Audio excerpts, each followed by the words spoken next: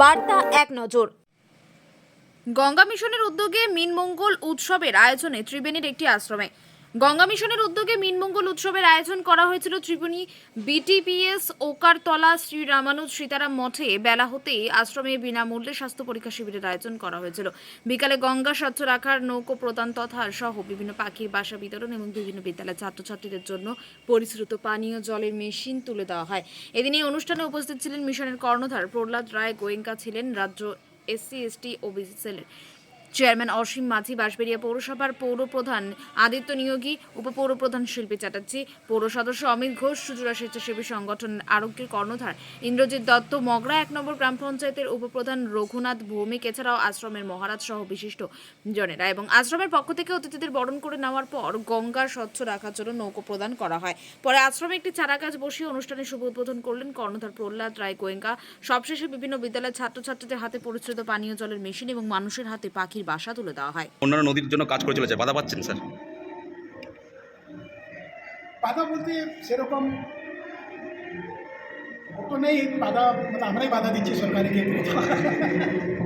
যে অমিত শাহ প্রথম যে বিজেপি আসার পর 2016 মিটিং হলো, বলে কি ইলাহাবাদ থেকে গঙ্গাসাগর পর্যন্ত আমরা প্রত্যেক 100 কিলোমিটার করে একটা ড্যাম বানিয়ে দেবো, এটাকে ন্যাশনাল ওয়াটারওয়ে করার জন্য। আমরা এত বড় আন্দোলন করলাম কি এটা আমাদের লাশের উপরেই বানানো। ইভেন আমরা ওয়ার্ল্ড ব্যাংক চলে গেলাম, ওর রিপ্রেজেন্টেটিভ আসলো, তারপরে গভর্নমেন্ট অফ ইন্ডিয়ার ফাইন্যান্সটা ক্যান্সেল হলো, ওর ওনাকে বানাতে দিলাম। এটা কী বলে আমরাই বাধা দিলাম? তো মানুষ চাকরি চলে সব হয়ে যাবে, আর কিছু নেই। স্যার, গঙ্গাকে নির্মল রাখতে নির্মল গঙ্গা চ্যানেলের মধ্যে দিয়ে কী বলবেন? হ্যাঁ, গঙ্গাকে নির্মল রাখতে নির্মল গঙ্গা চ্যানেলের মধ্যে দিয়ে কী বলবেন, কী বার্তা দেবেন?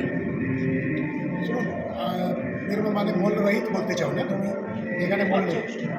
তো একটা কথা তুমি বুঝে রাখো, করোনা টাইমে যখন সব ফ্যাক্টরি আর অ্যাক্টিভিটি বন্ধ হয়ে গেল, সব মানুষটা বাড়িতে ছিল, ধার্মিক অনুষ্ঠান বন্ধ হলো। ধার্মিক অনুষ্ঠানের বড় কারণ আছে গঙ্গাকে প্রোটেকশন করার জন্য।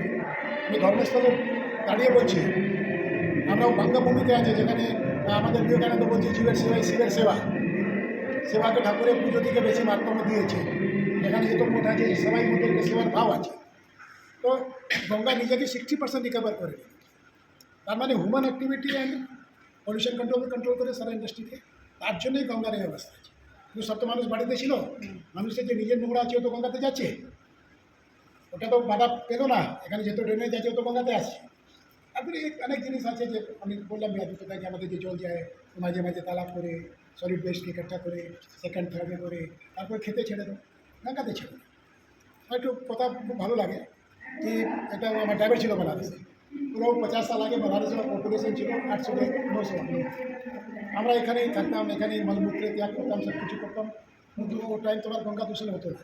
যে মূত্র তুমি ত্যাগ করতো তো ন্যাচুরাল ফ্লো তো গঙ্গা থেকেই আছে, যাবে তো গঙ্গাতেই, কিন্তু ওখানে পুষতে পুষতে উনি ন্যাচুরালি ফিল্টার হয়ে যাবে।